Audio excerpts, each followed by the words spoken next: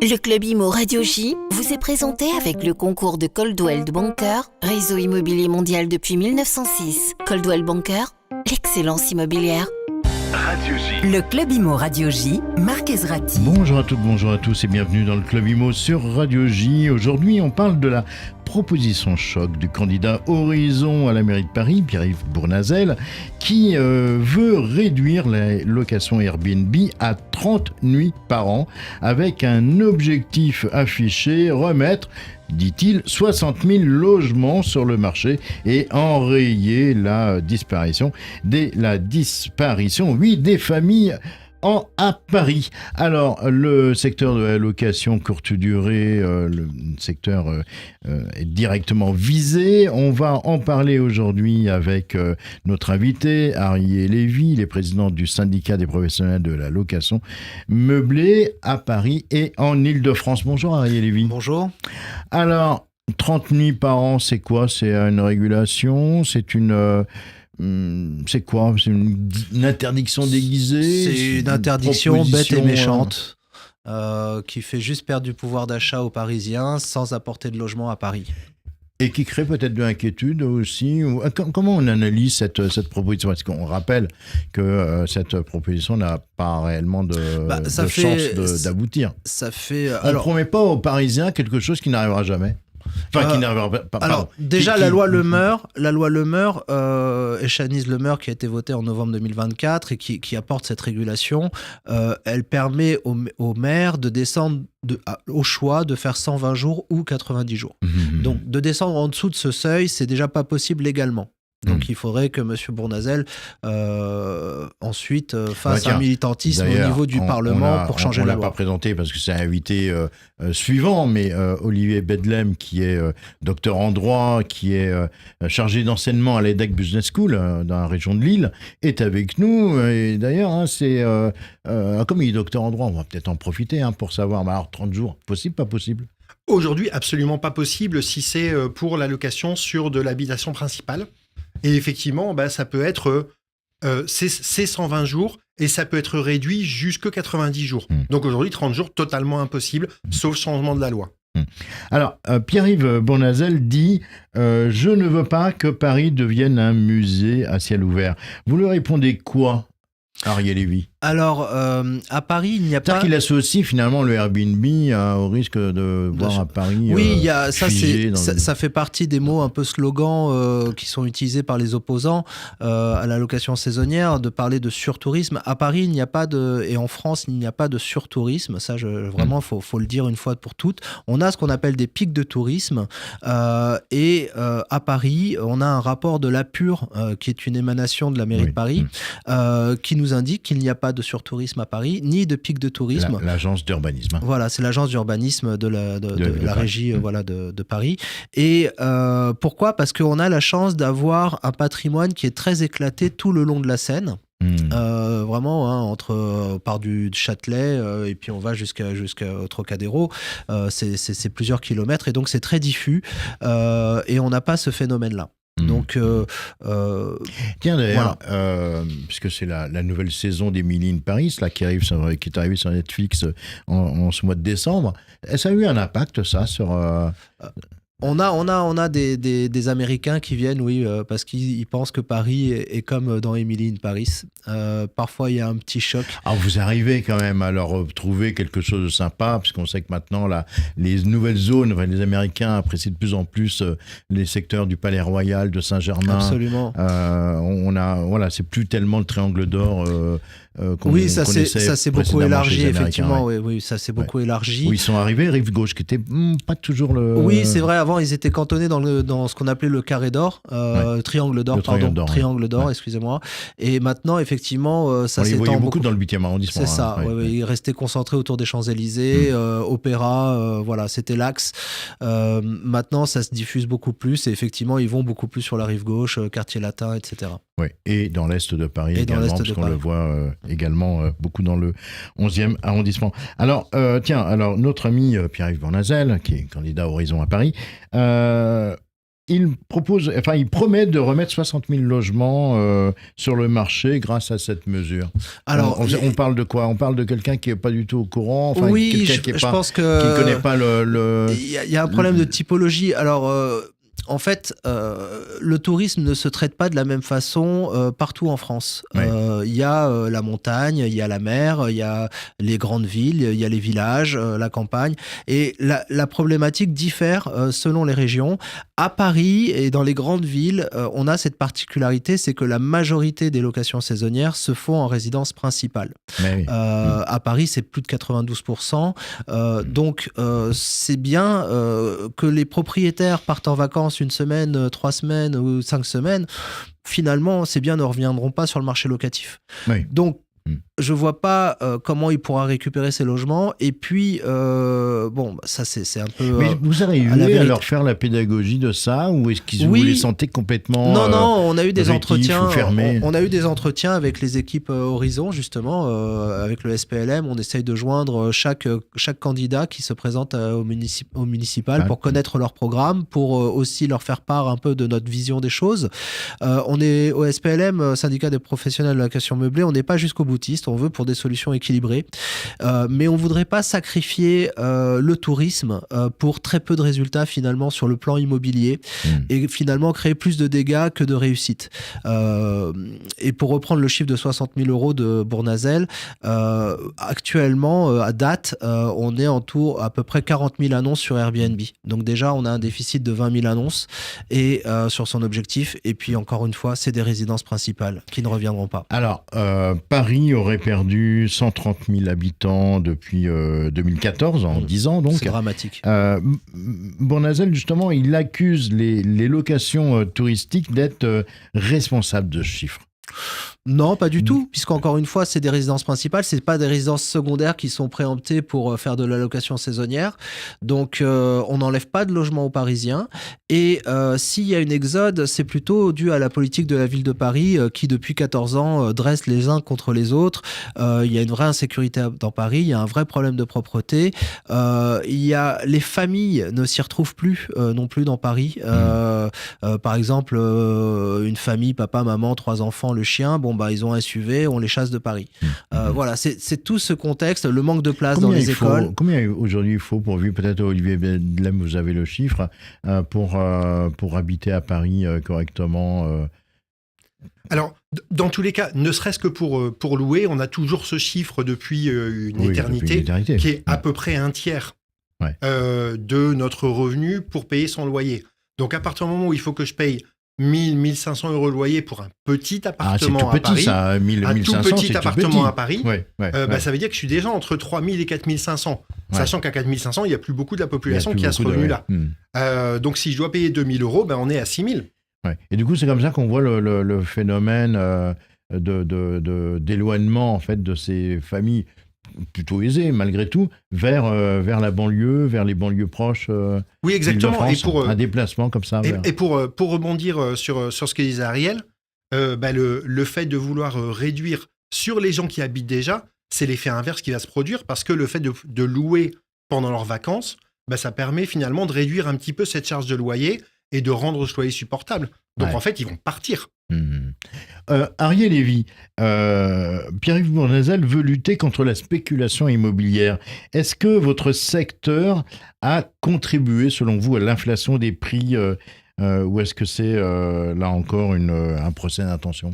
C'est encore un procès d'intention, puisqu'on est toujours sur de la résidence principale. Donc, toutes ces causes, tout part du fait qu'il a une méconnaissance du tissu locatif à Paris. Et ça aurait été des résidences secondaires, j'aurais dit oui. Mais c'est des résidences principales. Donc, tous ces arguments s'annulent les uns derrière les autres, finalement.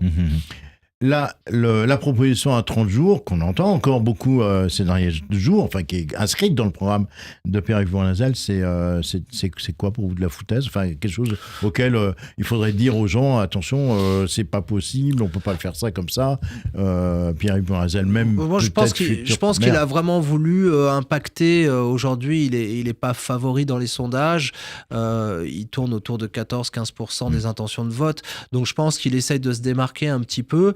Mais il n'y aurait pas d'autres choses pour se démarquer sur le logement. Nous, à Paris. c'est ce qu'on a dit aux équipes d'Horizon, c'est que s'ils veulent aller chercher du logement, et ils ont raison d'aller chercher du logement, il y a beaucoup plus de viviers dans les logements vacants. Il y en a à peu près 260 000 à Paris, versus 40 000 annonces de résidence principale. Et puis, il y a aussi plus de 5 millions de mètres carrés de bureaux qu'il faut qu'on s'attelle à transformer en logement. Et là-dessus, on a un PLU qui a été voté toujours pareil par la mairie de gauche, qui contraint fortement toutes ces transformations et qui ne va pas dans le bon sens. La location, la vacance, à Paris, c'est une réalité, Olivier Bedlem? Alors oui, c'est complètement une réalité. J'ai des chiffres. L'arrondissement du 8e arrondissement en compte 39%. Oui, et c'est... parce que effectivement, alors c'est principalement... Et dans le 8e, juste, je vous interromps, je vous écouterai après. Dans le 8e, on sait aujourd'hui qu'on a 2000 personnes qui demandent un logement social, qui ne l'ont pas encore, qui sont dans les listes d'attente. Non, la difficulté principale, elle vient du fait que ce sont plutôt des locaux tertiaires qu'on pourrait transformer en habitation, mais soit techniquement c'est extrêmement difficile, soit juridiquement, ça reste difficile, même si depuis cet été, on a une loi qui rend les choses beaucoup plus simples si c'était dans un immeuble, dans une copropriété. Pour autant, si c'est un immeuble de bureau, comment est-ce qu'on le transforme? C'est un coût énorme et en plus, il va falloir faire des rénovations énergétiques. Alors, à Paris, beaucoup de propriétaires louent ponctuellement leur logement. C'est ce que vous me disiez tout à l'heure. Vous savez, vous, à peu près combien de jours Alors, à Paris, la grande majorité des propriétaires louent moins de 90 jours. C'est déjà dans les faits. Et plus précisément, vous avez On est à plus de 90% des locataires, des propriétaires louent moins de 90 jours. C'est déjà une réalité. Ceux qui dépassent, souvent, c'est des profils assez atypiques. Ça peut être des consultants qui vont partir en mission plusieurs mois. Ça peut être on a plusieurs cas de figure comme ça où c'est des gens. On parlait tout à l'heure des logements vacants. Il y a beaucoup de... Quand on dit vacances, ça ne veut pas dire que le logement est complètement vide. C'est juste que c'est des propriétaires qui en ont besoin occasionnellement dans l'année et ils ne trouvent pas de modèle pour pouvoir combler les trous. En fait, aujourd'hui, on a un sous-usage des biens et avec une réglementation assouplie, avec des normes plus intelligentes, on pourrait faire de la mixité d'emploi, on pourrait faire du réemploi. C'est un terme qui revient souvent et qui est assez intéressant parce que le propriétaire, je ne sais pas, on a un couple qui part à la retraite, ils vont vivre à la campagne, ils veulent rester avec un pied-à-terre à Paris pour voir leurs enfants, leurs petits-enfants. Ça serait bien qu'ils puissent compléter avec un peu de location saisonnière quand ils sont pas là, mais ils n'ont pas forcément envie de le mettre sur le locatif. Donc pour vous, c'est une de ces solutions qui serait vraiment efficace pour... justement remettre des logements sur le marché sans casser l'attractivité des meubles touristiques. Absolument. Il faut aller chercher de la souplesse, il faut aller chercher du réemploi, du multi-usage. C'est ça qui va débloquer les solutions, qui vont apporter de la rentabilité aussi aux investisseurs. Il y a, par exemple, on a vu là, pour ne citer que ce candidat-là, Rachida Dati, qui propose justement un bail mixte où on pourrait louer à des étudiants pendant l'année et louer en LCD, en location courte durée, pendant l'été. Et ça permettrait de proposer des loyers très bas aux étudiants pendant l'année et rattraper la moyenne du rendement sur l'été. Mais c'est pas précariser ça un petit peu le logement encore un peu plus? Non, c'est de le rendre intelligent. On a des espaces qui sont sous-utilisés, qui sont dans des couloirs réglementaires où on veut compartimenter les choses. Je pense qu'aujourd'hui, il faut redonner la main aux propriétaires, leur faire confiance sur l'optimisation de leurs biens et il y aura une vraie intelligence qui va sortir de ça. Si Ariel Lévy était candidat à la mairie de Paris demain, qu'est-ce qu'il aurait envie de... Ce serait quoi sa priorité? Alors moi, ma priorité, ça serait déjà de baisser la fiscalité qui a explosé depuis 14 ans sous deux mandatures de gauche. Plus de 62% de hausse de taxes foncières, la hausse de la TOM. Pas très haut quand même à Paris. C'est quand même assez substantiel. Et puis, c'est l'addition, en fait. C'est la taxe foncière, c'est la taxe sur les ordures. 88% exactement depuis 10 ans. Exactement. Il y a la taxe sur les ordures ménagères, il y a les frais de mutation qui ont explosé aussi. On est les plus chers de France à 5,5. Voilà. Donc, si vous voulez, il y a une fiscalité qui est très, très lourde qui fait que les rendements sont écrasés. Et c'est pour ça aujourd'hui qu'il n'y a plus d'investisseurs. Aujourd'hui, si on a le choix, on a payé ses impôts, on a réussi à économiser un peu d'argent, on doit l'investir. Aujourd'hui, c'est beaucoup plus facile d'aller sur des produits financiers qui auront un rendement beaucoup plus simple, où on aura juste à signer un PDF en signature électronique et ça sera fait, versus l'immobilier où il va falloir passer le DPE, il va falloir passer le plafonnement des loyers, il va falloir passer le permis de louer. Enfin, il y a toute une succession, après toute une fiscalité, les charges de copropriété qui ont explosé avec le coût d'énergie qui ont explosé, et qui tue toute la rentabilité finalement. Merci beaucoup Arié Lévy d'avoir répondu à nos questions sur cette proposition, disons-le, absurde, des 30 nuits par an. Tout de suite, c'est le choix du club. Radio J. Le Club Imo Radio J, Marc Ezrati. Et c'est un sujet qui va aussi vous intéresser, Arié Lévy, puisqu'aujourd'hui, avec Olivier Bedlem, docteur en droit et chargé d'enseignement à l'EDEC Business School, on va parler d'un thème qui fait trembler la plupart des professionnels de l'immobilier. J'ai cité Tracfin. Voilà. Bonjour Olivier Bedlem. Bonjour. Alors, il y a 2 mois, une petite agence immobilière, comme il en existe des milliers, a été lourdement condamnée pour ne pas avoir mis en place un processus Tracfin. Pour ça, il y a eu donc 6 mois d'interdiction d'exercer, 5 000 € d'amende pour l'agence, 2 000 € pour chacun des dirigeants et publication de la sanction dans un journal professionnel. Alors, tout ça pour une agence qui réalise que 450 000 € de chiffre d'affaires, ça fait un peu beaucoup. Pouvez nous rappeler cette histoire, nous expliquer pourquoi elle est vraiment symptomatique ? Oui, pour moi, c'était important de parler parce que on en parlait avec Arié juste avant de rentrer. Tout le monde parle du fait qu'il y a beaucoup de contrôle sur la Côte d'Azur, sur les agences de luxe. Et en réalité, quand j'ai écrit un article il y a quelques mois, je me suis rendu compte en analysant toutes les décisions que la majorité des décisions, c'était ce genre de décisions. C'était toutes petites agences qui faisaient pas beaucoup de chiffre d'affaires, qui n'étaient pas organisées. Les grands groupes, ils ont des procès Tracfin, mais toutes ces petites agences, finalement, la DGCCRF arrive, elle fait un contrôle, il n'y a rien qui a été fait juste parce qu'ils sont juste pas au courant. Et finalement, 6 mois d'interdiction d'exercer avec sursis, c'est énorme. C'est beaucoup pour une petite agence. Vous dites qu'il y a donc beaucoup d'agences contrôlées. La DGCCRF réalise environ 300 contrôles par an. Est-ce que les sanctions, elles augmentent vraiment? Oui, je suppose qu'elles doivent augmenter, vu ce que vous me dites. Alors, ce qui est effectivement marquant, et vous parliez effectivement du fait que dans la profession, il y a une vraie prise de conscience, c'est que la DGCCRF elle fait 2500 contrôles de manière générale. La répression des fraudes. Donc, la répression des fraudes fait 2500 contrôles sur la réglementation elle-même, 300 sur Tracfin, mais parmi ces 300, il y a 30 dossiers qu'elle transmet à la Commission nationale des sanctions qui prononce quasiment systématiquement une interdiction d'exercer avec sursis, heureusement. Oui, mais c'est déjà beaucoup. Mais c'est déjà énorme. Plus une amende, et une amende pour l'agence et pour le dirigeant individuellement. Alors, Tracfin, c'est quoi exactement ? Alors, Tracfin, c'est assez ancien. Et l'objectif, c'est de lutter contre le terrorisme et contre le blanchiment d'argent. De la drogue, et donc, finalement, de tracer l'ensemble des flux d'argent pour interdire justement le financement du terrorisme ou le blanchiment de l'argent. Alors, on va rentrer dans le détail. Concrètement, quelles sont les principales obligations Tracfin pour une agence ? Alors, il y a plusieurs obligations. La première, c'est qu'il va falloir réaliser une cartographie des risques. Et ça, c'est la grosse difficulté également, c'est qu'on n'a pas une chose qui est la même pour tout le monde, puisque chaque agence doit vérifier, tiens, j'ai des personnes étrangères, tiens, j'ai des montants élevés, tiens, j'ai des flux importants, etc. Et elle doit avoir son propre process à elle, et puis ensuite faire un certain nombre de contrôles, vérifier l'identité du bénéficiaire effectif qui est derrière une société, par exemple, derrière une SCI, vérifier le financement et d'où vient le financement, tracer l'ensemble de ce financement, éventuellement ensuite derrière faire une déclaration de soupçon à Tracfin. Donc ça fait effectivement beaucoup d'obligations qui font empiler.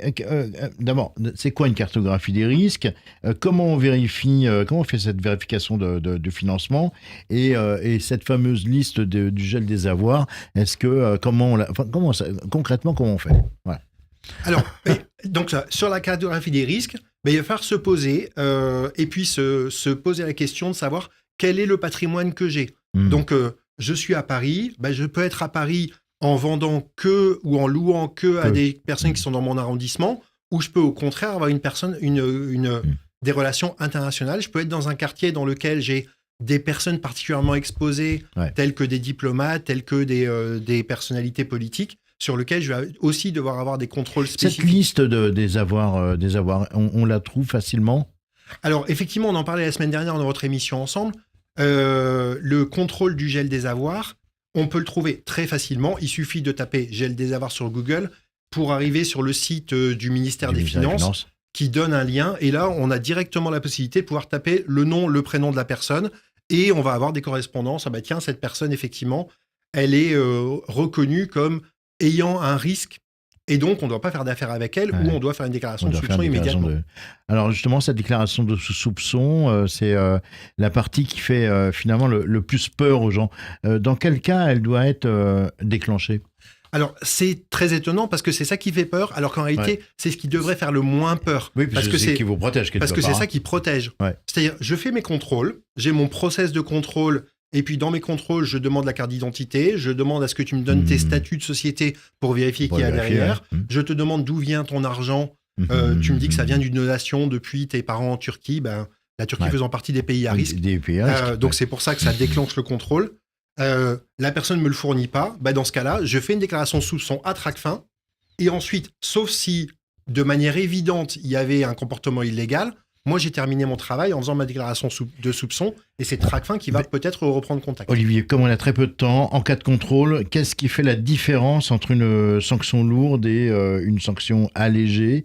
Est-ce que la coopération joue réellement ? Alors effectivement, c'est se former, collaborer. Plus on collabore avec la cellule Tracfin, plus à la fin, la sanction va être faible et toutes les décisions prennent en compte cette collaboration. Merci beaucoup Olivier Bedlem pour ces explications très précises sur Tracfin. Ça reste évidemment un sujet redouté, mais bon, vous l'avez dit, avec un peu de communication, de formation et de transparence, tout ira mieux. Merci à vous encore, Ariel Lévy du SPLM Paris-Île-de-France, d'avoir fait le détour par les studios de Radio J. Je vous retrouve tous demain. D'ici là, très belle fin de journée à toutes et à tous sur Radio J. Le Club Imo Radio J vous a été présenté avec le concours de Coldwell Banker, réseau immobilier mondial depuis 1906. Découvrez les propriétés proposées par Coldwell Banker, un des grands leaders mondiaux de l'immobilier de luxe sur coldwellbanker.fr. Coldwell Banker, l'excellence immobilière.